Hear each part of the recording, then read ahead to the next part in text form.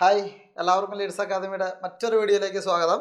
അപ്പോൾ ഇന്ന് നമ്മൾ ഒരു ഇമ്പോർട്ടൻ്റ് ആയിട്ടുള്ള ഒരു കാര്യം പഠിക്കുകയാണ്. സമാന്തര ശ്രേണി എന്ന് പറയുന്ന പാഠത്തിൻ്റെ തന്നെ നമുക്ക് വളരെ ഇമ്പോർട്ടൻ്റ് ആയിട്ടുള്ള ഒരു ഭാഗമാണ് തുക അല്ലെങ്കിൽ സം എന്ന് പറയുന്ന ഒരു ഭാഗം. അപ്പോൾ ആ ഭാഗത്തിൽ നിന്ന് നമുക്ക് ഈ വർഷത്തെ ടെക്സ്റ്റ് ബുക്കിൻ്റെ ഒരു പ്രത്യേകത എന്ന് വെച്ചാൽ ഒന്നാമത്തെ പാഠത്തിൽ ഇക്വേഷൻസോ കാര്യങ്ങളൊന്നും വരുന്നില്ല. ഓക്കെ, കുറേ കോൺസെപ്റ്റുകളാണ് അതിനകത്ത് നമ്മൾ ബിൽഡ് ചെയ്തെടുക്കേണ്ടത്. അപ്പോൾ പക്ഷെ നമ്മൾ ചെറിയ ചെറിയ ഇക്വേഷൻ രീതിയിലാണ് പഠിക്കുക കേട്ടോ. വലിയ ഇക്വേഷൻ ഒന്നുമല്ല, കുഞ്ഞു ഇക്വേഷനാണ്, സിമ്പിളായിട്ട് പഠിക്കാൻ പറ്റുന്ന സാധനമാണ്. അപ്പോൾ ഞാനൊരു അരിത്തമെറ്റിക് സീക്വൻസ് ഇവിടെ എഴുതുകയാണ്. നിങ്ങളതൊന്ന് കൂട്ടിയിട്ട് അതിൻ്റെ സം ഒന്ന് പറയണം കേട്ടോ. ഞാനൊരു സീക്വൻസ് എഴുതുകയാണ്. സീക്വൻസ് ഇതാണ് 2, 4, 6, 8, 10. ഇതൊരു അരിത്തമെറ്റിക് സീക്വൻസ് ആണ് അല്ലേ? അരിത്തമെറ്റിക് സീക്വൻസ് ആണ്. അരിത്തമെറ്റിക് സീക്വൻസിൽ എത്ര ടേമുകളുണ്ട്? 5 ടേമുകളുണ്ട്. ഈ 5 ടേമുകളൊന്ന് കൂട്ടി നോക്കാവൂ. സം ഓഫ് 5 ടൈംസ് 5 പദങ്ങളൊന്ന് കൂട്ടി നോക്കി. ഒന്ന് കൂട്ടി നോക്കിയാൽ എങ്ങനെ കിട്ടും? 2, 4, 6, 6, 6, 12, 8, എത്രയാണ്? 20, 10, 30, 30 എന്ന് നമുക്ക് ഉത്തരം കിട്ടും. 30 എന്ന് നമുക്ക് ഉത്തരം കിട്ടും. കിട്ടൂലേ? 30 എന്ന ആൻസർ കിട്ടും. ഇനി ഇത് ഓരോന്ന് കൂട്ടാതെ നമുക്ക് സിമ്പിളായിട്ട് ഈ ആൻസർ എങ്ങനെ കണ്ടുപിടിക്കാൻ പറ്റുമെന്ന് നമുക്ക് നോക്കാം. ഞാൻ ഒന്നാമത്തെ ടേമിന് x1 എന്നും, രണ്ടാമത്തെ ടേമിന് x2 എന്നും, മൂന്നാമത്തേന് x3 എന്നും, നാലാമത്തേന് x4 എന്നും, അഞ്ചാമത്തേന് x5 എന്നും എഴുതിയിട്ടുണ്ട്. ഓക്കെ, ഒന്നാം പദം, രണ്ടാം പദം, മൂന്നാം പദം, നാലാം പദം, അഞ്ചാം പദം, അത്രേ ഉദ്ദേശിച്ചിട്ടുള്ളൂ. നോക്കിക്കേ, ഇതിൻ്റെ മിഡിലിൽ വരുന്ന, ഇതിൻ്റെ ഏറ്റവും നടുക്ക് വരുന്ന ടേം ഏതാ? 6 ആണ് അല്ലേ? 5 ടേമുകൾ എഴുതി കഴിഞ്ഞാൽ നടുക്ക് വരുന്ന ടേം ഏതാണ്? 6 ആണ്. അങ്ങനെയാണെങ്കിൽ എത്ര ടേമുകൾ ഉണ്ടെന്നാണ് പറഞ്ഞത്? 1, 2, 3, 4, 5. 5 ടേമുകൾ. 5 × 6 എത്രയാ? ഇതാ ഈ 30 കിട്ടിയില്ലേ? 5 × 6 30 കിട്ടിയില്ലേ? കിട്ടിയോ? ഒരെണ്ണം കൂടി നോക്ക്. ഞാനൊരു സീക്വൻസ് എഴുതാൻ പോവാണ്. അവിടെ ശ്രദ്ധിക്കുക. വളരെ എളുപ്പമുള്ള 1, 2, 3, 4, 5, 6, 7 നമ്പറുകൾ എഴുതി. 7 നമ്പറുകൾ എഴുതി. ഓക്കെ, ഇതിൻ്റെ സമ്മ് ഇതൊന്ന് കൂട്ടി നോക്കിക്കേ.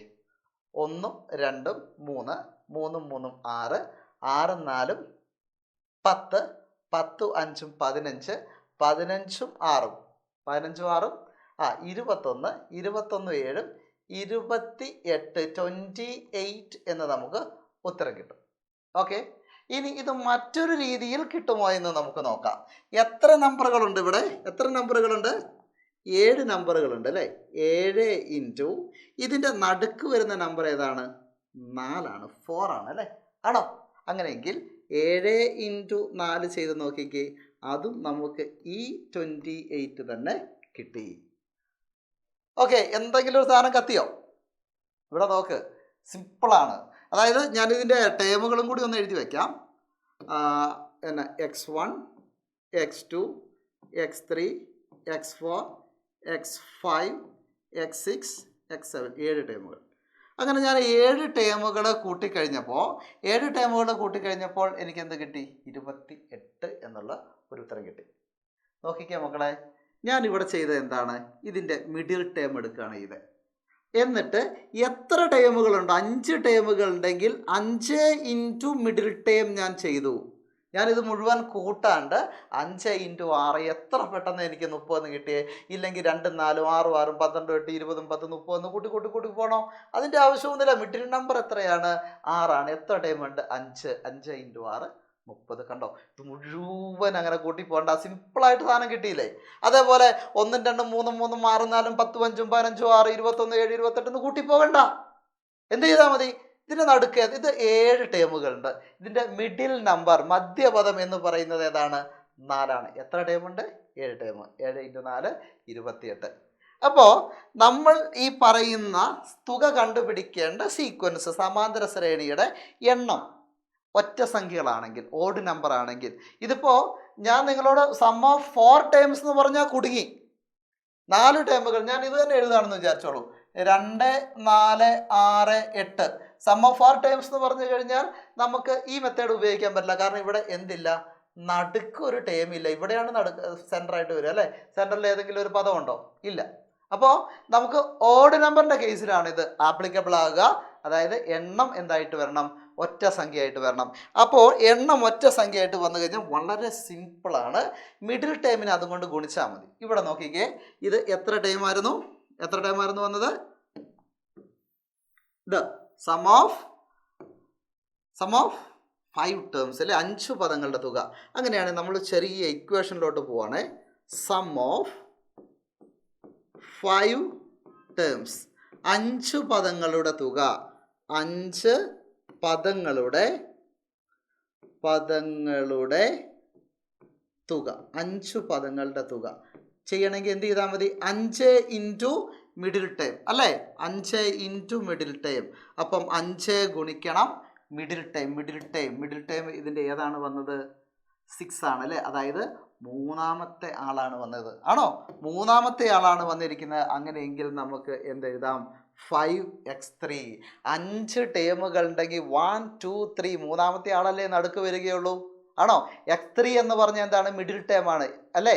ആ മിഡിൽ ടേം ഏതിൻ്റെ? 5 ടേമുകളുടെ. അതായത് മൂന്നാമത്തെ പദമാണ് നടുക്ക് വരിക. x3 എന്ന് പറഞ്ഞാൽ മൂന്നാമത്തെ പദം എന്നാണ് കേട്ടോ മിനിമം പറഞ്ഞു കഴിഞ്ഞാൽ അതിൻ്റെ അർത്ഥം. അപ്പോൾ സം ഓഫ് 5 ടേംസ് എന്ന് പറഞ്ഞാൽ 5 ഇൻറ്റു x3 ആരാ? മിഡിലിൽ വരുന്ന ആള്. ഓക്കെ, നടുക്ക് വരുന്ന ആള്. അങ്ങനെയെങ്കിൽ സം ഓഫ് നോക്ക്, സം ഓഫ് 7 ടേംസ്, 7 പദങ്ങളുടെ തുക. 7 പദങ്ങളുടെ തുക എങ്ങനെ എഴുതാൻ പറ്റും? 7 പദങ്ങളുടെ തുക തൊട്ട് മുകളിൽ നോക്കി നമ്മൾ എഴുതി വെച്ചിട്ടുണ്ട്. 7 ഇൻറ്റു 7 പദങ്ങൾ എഴുതിയാൽ നടുക്കാരാ വരിക? 4th ടേമാണ് വരിക. നാലാമത്തെ ആളാണ് എന്ത് ചെയ്യുക? നടുക്ക് വരിക. അങ്ങനെയെങ്കിൽ നമുക്ക് എന്ത് എഴുതാം? 7x4 എന്ന് എഴുതാം. എന്തെഴുതാം? 7x4 എന്ന് നമുക്ക് എഴുതാം. അങ്ങനെയെങ്കിൽ നിങ്ങൾ തന്നെ പറഞ്ഞേ, what is a sum of 9 times?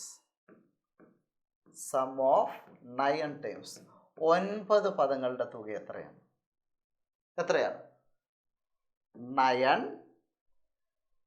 സാറേ ഒന്ന് എഴുതി നോക്കട്ടെ. എഴുതി നോക്കിയാലല്ലേ ഇതിൻ്റെ മിഡിൽ ടേം കിട്ടുള്ളൂ എന്ന് അല്ലേ. ചെറിയൊരു കൺഫ്യൂഷൻ അല്ലേ. എഴുതി നോക്കണ്ട, മിഡിൽ ടേം കണ്ടുപിടിക്കാൻ ഒരു എളുപ്പവഴി സാറ് പറഞ്ഞുതരാം. വളരെ എളുപ്പമാണ് കേട്ടോ. 9 ടേമുകൾ ഉണ്ടെങ്കിൽ നടുക്ക് ആരാന്ന് കണ്ടുപിടിക്കണമെങ്കിൽ 9ൻ്റെ കൂടെ 1 കൂട്ട്. 9ൻ്റെ കൂടെ 1 കൂട്ടി എത്രയാ? 10. 10ൻ്റെ പകുതി എത്രയാ? 5. അപ്പോൾ 5ാമത്തെ ആളായിരിക്കും നടുക്ക് വരിക. അപ്പോൾ സം ഓഫ് 9 ടൈംസ് എന്ന് പറഞ്ഞാൽ 9x5 ആയിരിക്കും അല്ല. ഇവിടെ നോക്കി, 5 ടേമുകൾ വരുന്ന സമയത്ത് 5ൻ്റെ കൂടെ 1 കൂട്ടി എത്രയാ? 6. 6ൻ്റെ പകുതി എത്രയാ? 3. അപ്പോൾ 3rd ടൈം ആയിരിക്കും 5x3.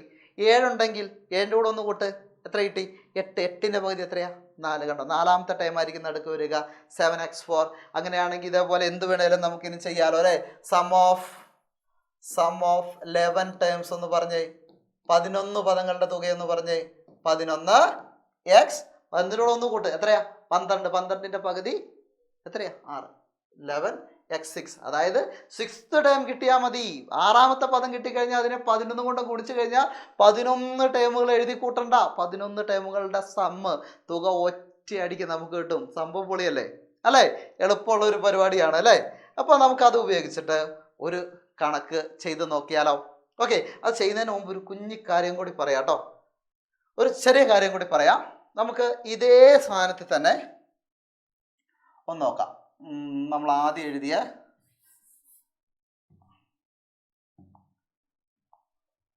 ഒരു സീക്വൻസ്, അതായത് നമ്മൾ ആദ്യം എഴുതിയ സീക്വൻസ് 2 4 6 8 10 എന്നായിരുന്നു അല്ലേ. ഇനി അതിൻ്റെ ഒരു കാര്യം നോക്കട്ടെ. ഇവിടെ നോക്ക്, ഒരു പ്രത്യേകത പറയാം. ഇതിൻ്റെ മിഡിൽ ടൈം എത്രയായിരുന്നു? 6 ആയിരുന്നു അല്ലേ. മിഡിൽ ടൈം 6 ആയിരുന്നു. 5 ടൈമിൻ്റെ സമ്മ് 30 എന്ന് നമ്മൾ എഴുതി. നേരത്തെ ചെയ്ത ചോദ്യം തന്നെയാണ്. 4ഉം 8ഉം ഒന്ന് കൂട്ടി നോക്കിക്കേ, എത്രയാണ് കിട്ടുക? 8 4 12 അല്ലേ. ഇനി 2ഉം 10ഉം ഒന്ന് കൂട്ടിക്കേ, എത്രയാണ് കിട്ടിയത്? 12. ശരി, നേരത്തെ എഴുതിയ സീക്വൻസ് ഞാനിവിടെ എഴുതാണ്. 1 2 3 4 5, 6, 7 ടേമുകൾ നമ്മൾ എഴുതിയായിരുന്നു. അതിൽ ഇവിടെ നോക്ക്, മിഡിൽ ടേം എന്ന് പറയുന്നത് 4 ആയിരുന്നു, 4 അല്ലായിരുന്നു. ഇതൊന്ന് കൂട്ടിക്കേ, 3ഉം 5ഉം എത്രയാണ്? 8. ഈ 2ഉം 6ഉം എത്രയാണ്? 8. 1ഉം 7ഉം എത്രയാണ്? 8 അല്ലേ? എന്താ ഇതിൻ്റെ ബന്ധം? ചുമ്മാ എഴുതി പോയതാണോ? നോക്കിക്കേ, 6ൻ്റെ ഇരട്ടിയാണ് 12. ഡബിൾ ആണ്, ട്വൈസ് ആണ്, 2 ടൈംസ് ആണ്, ഇരട്ടിയാണ് അല്ലേ? ആണോ? ഇവിടെ വന്ന് നോക്കിയേ, 4ൻ്റെ ഡബിൾ ആണ് 8 എന്ന് പറയുന്നത്, 4ൻ്റെ ഇരട്ടിയാണ് 8 എന്ന് പറയുന്നത്. ആണോ? 4ൻ്റെ ഇരട്ടിയാണ് 8, ഡബിൾ ആണ്. അതായത് ഇതാണ് നമ്മൾ ഇതിനകത്ത് പഠിക്കുന്ന ഒരു പ്രധാനപ്പെട്ട മറ്റൊരു കാര്യം എന്ന് പറയുന്നത്, ഈ 6 മിഡിൽ ടേം ആണ്, നടുക്കുള്ള സംഖ്യയാണ്. അതിൽ നിന്ന് ഒരേ അകലത്തിലുള്ള ആളാണ് എന്ത്? 8ഉം അതുപോലെ തന്നെ 4ഉം അല്ലേ? 6ൻ്റെ തൊട്ടപ്പുറയും തൊട്ടിപ്പുറയും ഒരേ ഡിസ്റ്റൻസിൽ, സെയിം ഡിസ്റ്റൻസിൽ, ഒരേ അകലത്തിലുള്ള സംഖ്യകളെയാണ് ഞാൻ ജോഡികളാക്കിയത്. അപ്പം എനിക്ക് എന്ത് കിട്ടി? നടുക്കത്തെ നമ്പറിൻ്റെ ഇരട്ടി കിട്ടി. ഇനി ഞാൻ അടുത്ത ജോഡിയാക്കുന്നത് എന്താ? തൊട്ടപ്പുറത്തുള്ളതും ഒരേ അകലത്തിൽ. കണ്ടോ, ഇവിടെ നിന്ന് 2 എണ്ണം അങ്ങോട്ടേക്ക് മാറിയുള്ള ആളാണ് 10. ഈ 6ൽ നിന്ന് 2 എണ്ണം ഇപ്പുറത്തേക്ക് മാറിക്കഴിഞ്ഞാൽ ആരാ?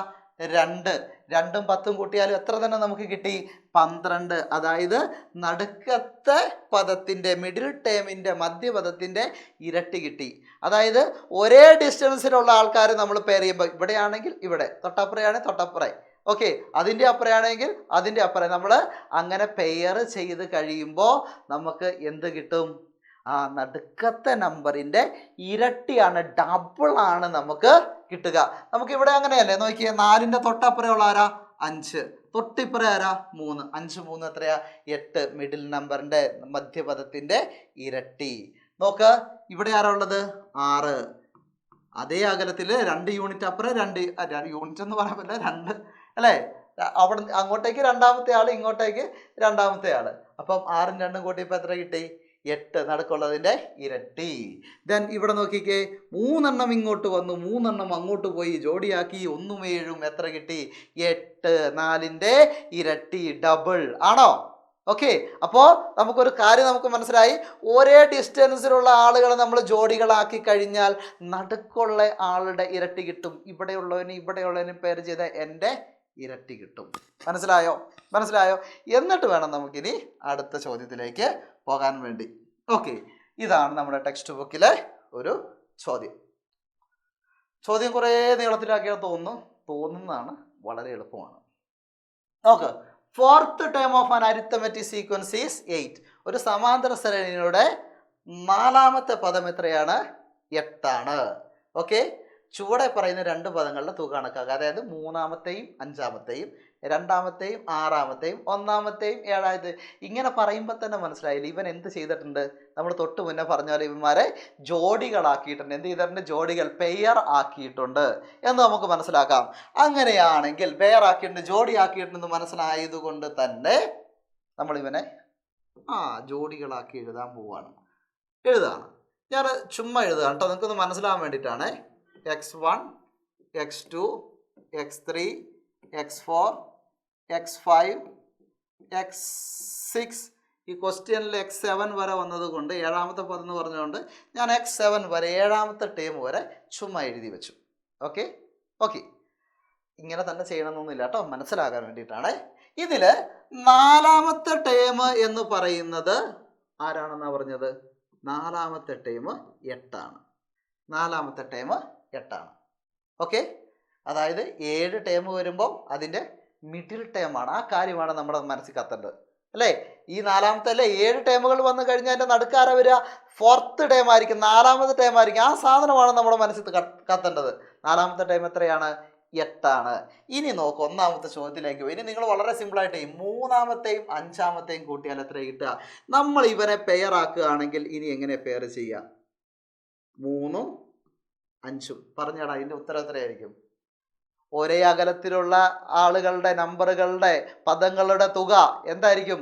മിഡിൽ നമ്പറിൻ്റെ, നടുക്കുള്ള സംഖ്യയുടെ എന്തായിരിക്കും? ഇരട്ടിയായിരിക്കും, ഡബിൾ ആയിരിക്കും. അങ്ങനെയെങ്കിൽ പറഞ്ഞ് എത്രയായിരിക്കും?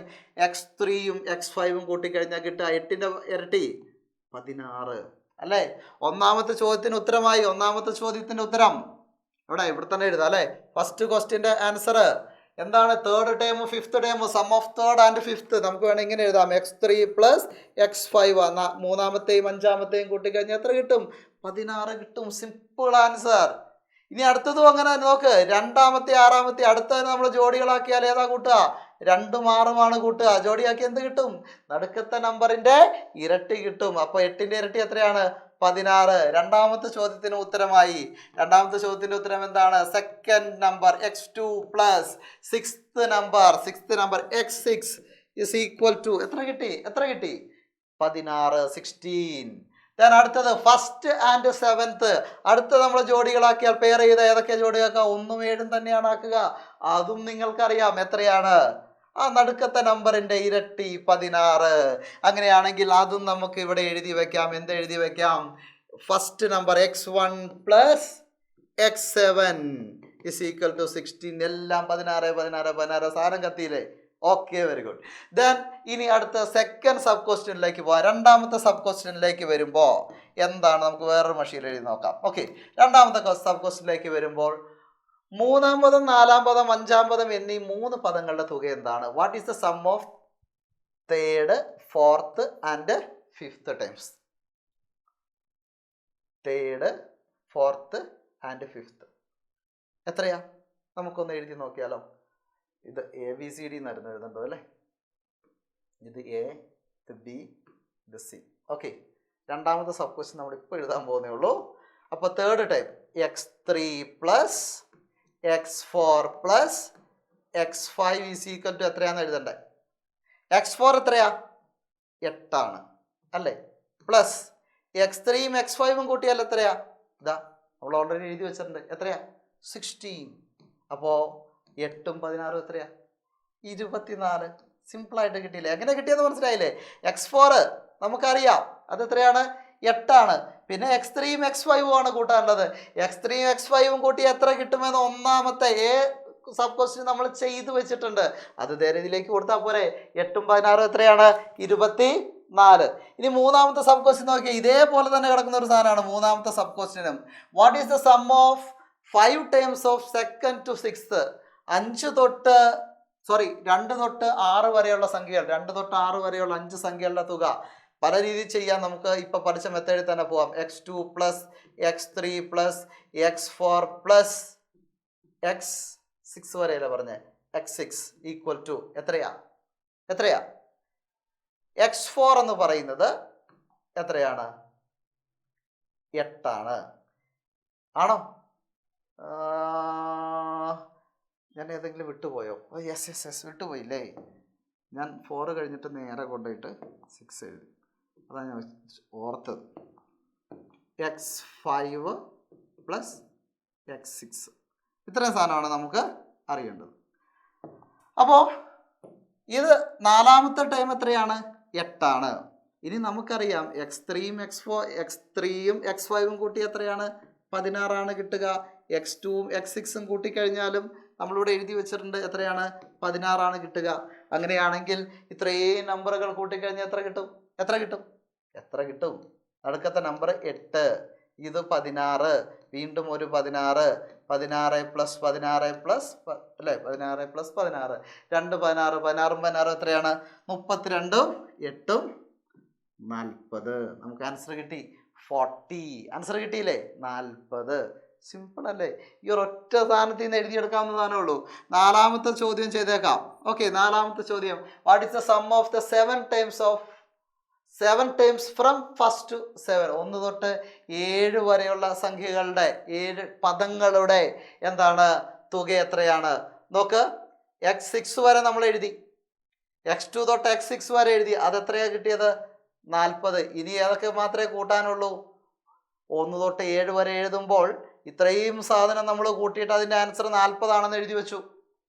ഇനി ഏതൊക്കെ കൂട്ടാനുള്ളൂ? x1ഉം x7ഉം മാത്രമേ കൂട്ടാനുള്ളൂ. അത് രണ്ടും കൂട്ടിക്കഴിഞ്ഞാൽ എത്ര കിട്ടും? 16 കിട്ടും അല്ലേ? 7 ടേമുകളിൽ ഈ 6 എണ്ണം കൂട്ടിയാലുള്ള 6 എണ്ണമല്ല, ഈ 5 എണ്ണം കൂട്ടിയാലുള്ള തുക നമ്മളിവിടെ എഴുതി വെച്ചിട്ടുണ്ട്. 40 എന്ന് എഴുതി വെച്ചിട്ടുണ്ട്. ഇനി ആ 40ൻ്റെ കൂടെ എന്തും കൂടി കൂട്ടിയാൽ മതി? x1ഉം x7ഉം കൂട്ടിയ ആൻസറും കൂടി ചെയ്താൽ മതി. എത്രയത്? 16. 40ഉം 16ഉം നമുക്ക് എത്ര കിട്ടി? 56 56 എന്ന് കിട്ടി. കിട്ടിയില്ലേ?